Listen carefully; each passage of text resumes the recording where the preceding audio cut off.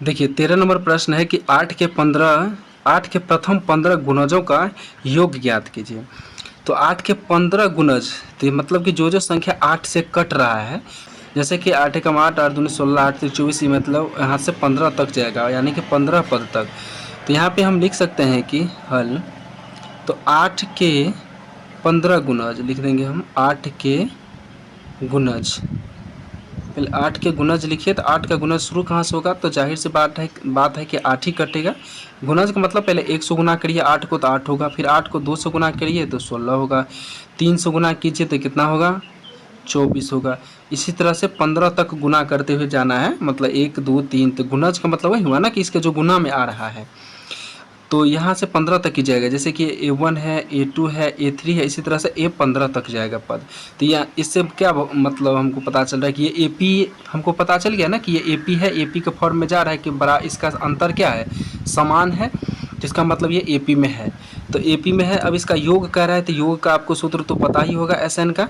तो यहाँ से आप पहले प्रथम पद ज्ञात कर लीजिए, ठीक है। तो यहाँ पर हम लिख देंगे प्रथम पद। तो प्रथम पद A बराबर कितना हो जाएगा, यहाँ पे 8 हो जाएगा।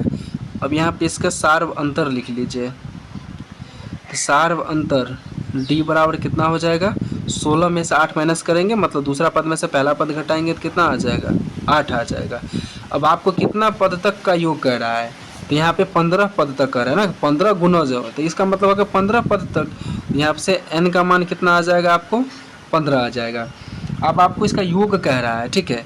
तो SN बराबर क्या होता है, योग SN का SN बराबर ही होता है, इसी को योग कहते हैं। तो ये होता है n/2 into 2a plus n-1 into D होता है। मेन होता है, जब हमने 12 नंबर सवाल देखा था तो उसमें इसको अच्छे से समझे थे। इसमें भी ये है कि मेन आपको सवाल समझना है कि कह क्या रहा है हमसे, तो योग कह रहा है, ठीक है। लेकिन किसका कह रहा है कि 8 के प्रथम गुणज।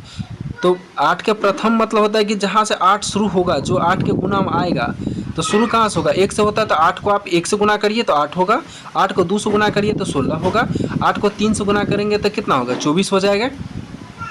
उसी तरह से 8 के गुणज कहाँ तक जाना है, 15 तक जाना है। तो ये मेन आपको ध्यान रखना है। अब यहाँ पर मान लीजिए अगर 7 के कहता प्रथम 15 गुणज, तब हम क्या करते, तो 7 को 1 से गुना करते तो 7 होता, 7 को फिर 2 से गुना करते तो 14 होता, 7 को 3 से गुना करते 21 होता। तो उसी तरह से यहाँ पे सवाल को बदल सकता है। अगर 15 गुणज कहा है, हो सकता है कि एग्जाम में आ जाए 16 गुणज या 20 गुणज आ जाए, तो यहाँ पे n का मान ये 20 हो जाएगा। तो इस बात को आपको मेन ध्यान देना है, ठीक है। इसके बाद जब ये मेन है कि आपको प्रथम पद ज्ञात करना है, सार्वंतर ज्ञात करना है और n का मान पता करना है। जब ये तीनों आ गया तब तो आप SN का मान आसान से बना सकते हैं, क्योंकि इसका सूत्र सभी को पता है। अब देखिए यहाँ पे इसका मान बैठाइए, तो n के जगह पर हम कितना रखेंगे, यहाँ पे 15 रखेंगे।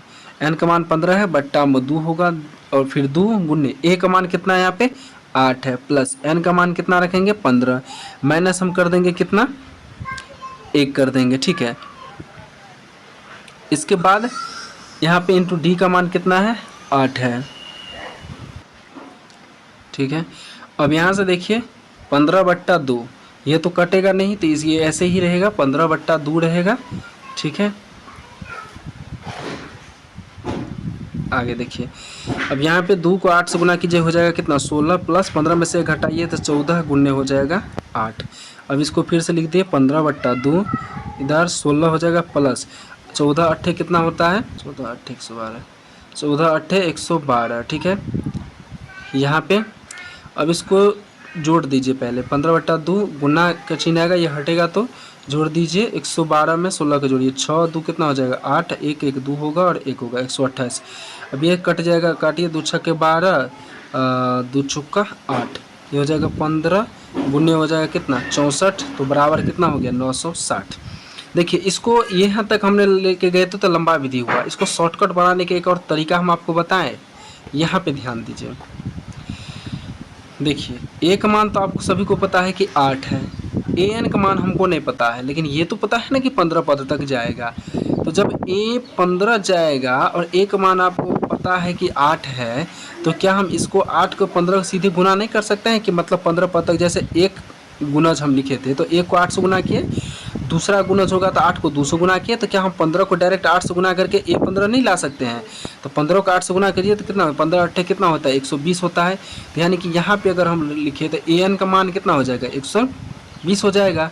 तो एक सूत्र और होता है एस एन बराबर, वो होता है n/2 इंटू होता है ए प्लस में ए एन। ये शॉर्टकट वाला एक सूत्र है, ठीक है, कि मतलब शॉर्टकट नहीं, इसको ये कह सकते हैं कि जब ए पता हो और ए एन पता हो तो हम एस एन का मान आसानी से निकाल सकते हैं। मतलब जब ए पता हो, ए एन का मान पता हो और एन का मान पता हो तो आसानी से बना सकते हैं। तो यहाँ पे एस एन बराबर हो जाएगा, एन का मान आपको पता है कि 15 पद तक कह रहा है तो 15/2 होगा, और ए का मान कितना है आपको पता है यहाँ पे 8 है, प्लस ए एन का मान कितना है 120 है। अब यहाँ पे देखिए ये 15/2 हो जाएगा, और 120 में 8 का जोड़िए तो कितना हो जाएगा, ये 128 होगा।